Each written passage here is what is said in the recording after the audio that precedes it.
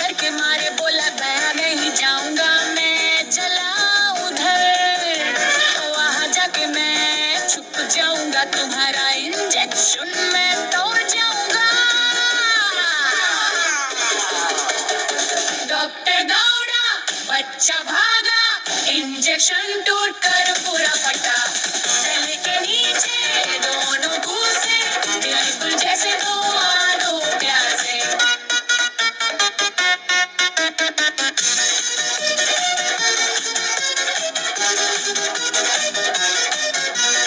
इमरान ने चक्कर मारा है, बच्चे ने डॉक्टर को घेराया, सुई ने भी सरेंडर किया, दवाई ने भी हाँ किया।